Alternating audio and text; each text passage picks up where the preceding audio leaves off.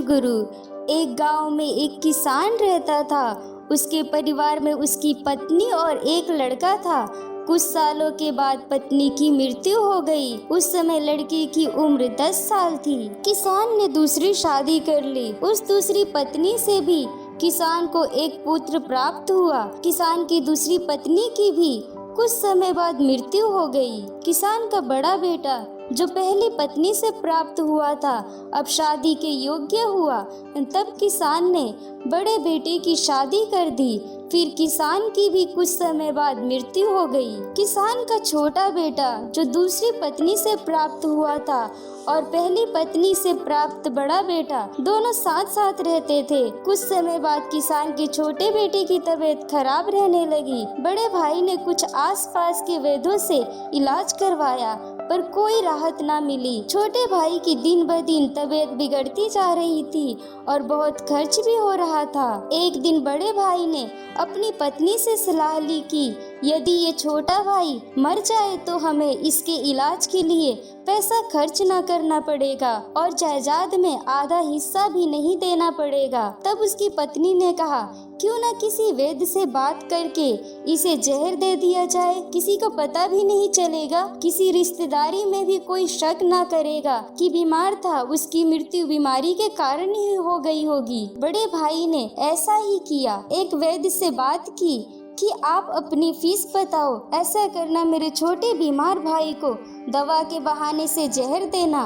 वैद्य ने बात मान ली और लड़के को जहर दे दिया और लड़के की मृत्यु हो गई। उसके भाई भाभी ने खुशी मनाई कि रास्ते का कांटा निकल गया, अब सारी संपत्ति अपनी हो गई। उसका अंतिम संस्कार कर दिया गया। कुछ ही महीनों पश्चात उस किसान के बड़े बेटे की पत्नी को लड़का हुआ। उन पति पत्नी ने खूब खुशी मनाई, बड़े ही लाड प्यार से लड़के की परवरिश की। कुछ ही गिने वर्षों में लड़का जवान हो गया। उन्होंने अपने लड़के की भी शादी कर दी। शादी के कुछ समय बाद अचानक लड़का बीमार रहने लगा। माँ बाप ने उसके इलाज के लिए बहुत वैद्यों से इलाज करवाया। जिसने जितना पैसा मांगा दिया, सब कुछ किया ताकि लड़का ठीक हो जाए।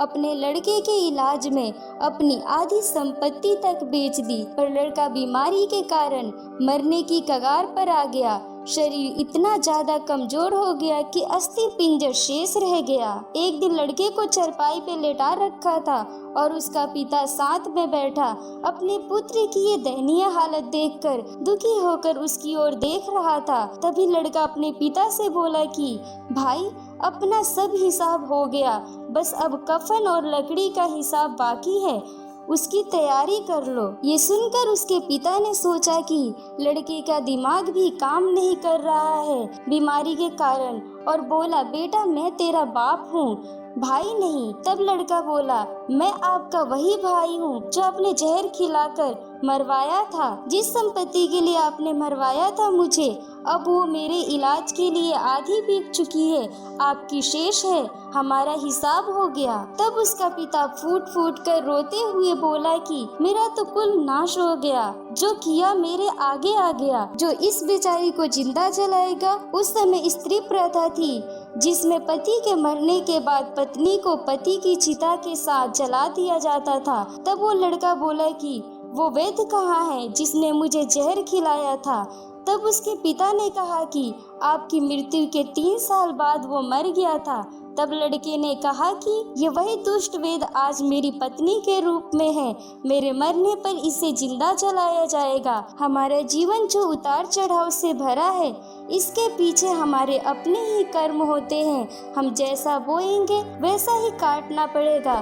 कर्म करो तो फल मिलता है, आज नहीं तो कल मिलता है। जितना गहरा अधिक हो कुआं, उतना मीठा जल मिलता है। जीवन के हर कठिन प्रश्न का जीवन से ही हल मिलता है।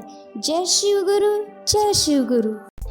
लाइक करें, शेयर करें और सब्सक्राइब करें और घंटा बजाएं।